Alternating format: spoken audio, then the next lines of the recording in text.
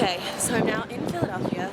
I'm on Walnut Street, which is where most of the sites I'm visiting today are. It's really windy, and there's a lot of people, of course.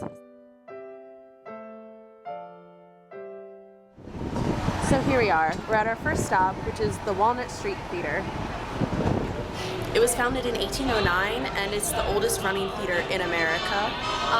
It just celebrated its 205th anniversary. Go figure. A lot of great and noteworthy actors have performed here. It's really windy also. Perfect day. Walnut Street Theater has had musicals, operas, dances, everything. Right now, all they do mostly is live theater productions. It used to be the tallest building in Philadelphia when the Dome was added. However, now obviously many buildings have surpassed it. And an interesting fact about the Walnut Street Theater, in 1863 it was bought by Edwin Booth, who was one of the most prominent theatrical families in the country. However, the family developed a stigma after John Wilkes Booth, Edwin's brother, assassinated President Lincoln at Ford's Theater in Washington, D.C. However, Edwin held on to the theater and was able to get through the hard times and owned it for many more years. I'm in Washington Square Park. Washington Square Park is one of the 5 original parks planned by William Penn himself. In 1682, this park was originally designated as Southeast Square because the Quakers didn't like to name anything after people. However, later it changed its name to Washington Square Park for the first president, George Washington. So since they did change the name to Washington Square Park, in 1825 they wanted to put a statue to George Washington. However, for some reason they never got around to it, so in 1954, almost 100 years later, they decided to have a monument to the Tomb of the Unknown Soldier, which honors all soldiers in all wars. Fact about the tomb, they actually didn't know if it was a person in the tomb, so they decided to extract it and test to see if it actually was human remains. They did find human remains of a soldier, but funny enough, they don't know if it's a British or colonial soldier, so we could have a whole monument dedicated to the people who wanted to stop us. Since Washington Square Park used to be farmland and also a burial ground, to this day they're still finding human remains all around the area, in the square especially, and surrounding areas while construction's being performed. I was looking for the moon tree, which was a sycamore tree that they planted in the 70s, and on Apollo 14 they actually took seeds from the tree up to the moon. Searching all over the park, couldn't find it, found out it died, and they took it down, which is kind of unfortunate, so I guess they planted a new tree over there. There's the plaque. Yeah, that's kind of disappointing. But yeah, so that concludes Washington Square Park, one of the 5 original parks founded by William Penn. So yeah.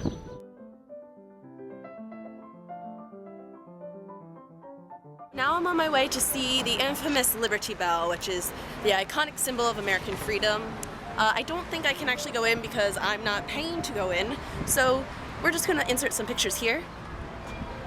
That's what the Liberty Bell looks like. So some facts about the Liberty Bell. It was cast in London in 1753.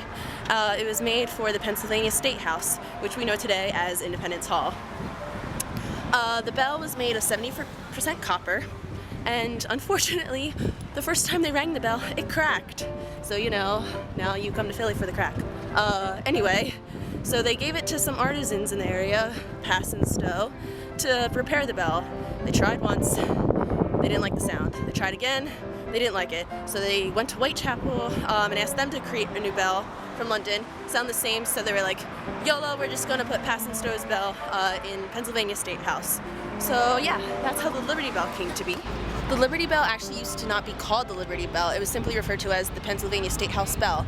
And it really wasn't the iconic image we know it today till the Civil War, when abolitionists decided to use it as the symbol of American freedom. And that's when they actually changed the name to the Liberty Bell, because at the top of the bell, there's a verse from Leviticus from the Bible that is proclaiming freedom.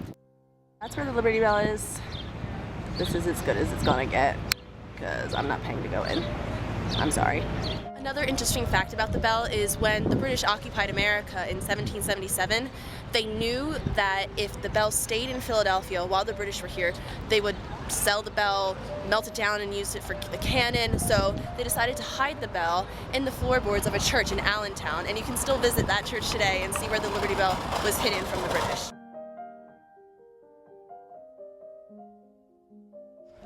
So now I'm walking backwards because of the wind, but I'm approaching City Tavern, which was founded in 1773, and it was the unofficial meeting place of the First Continental Congress and the Second Continental Congress.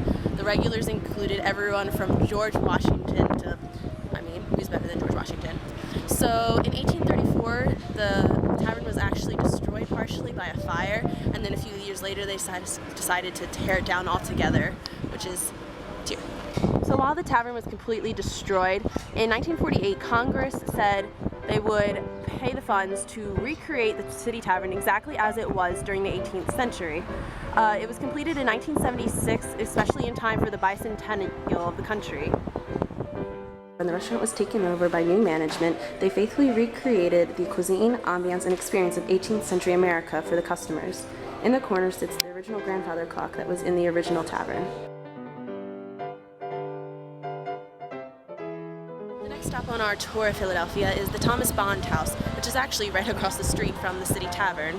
It was built in 1769 by Thomas Bond, who was a doctor at the time, but now it's a bed and breakfast. The Thomas Bond House served as a residence until 1810, and then in 1988 it was restored and turned into a bed and breakfast to accurately represent 19th century America. Thomas Bond was a celebrated physician and surgeon in Philadelphia, and he's most known for helping found Pennsylvania Hospital along with his friend Benjamin Franklin.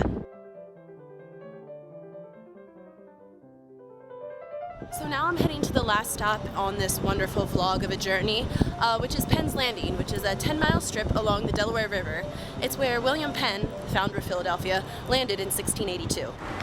So here we go. I am now entering Penn's Landing.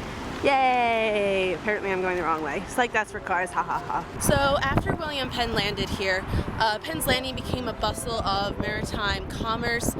It became a popular destination for all kinds of trade, and the area really picked up.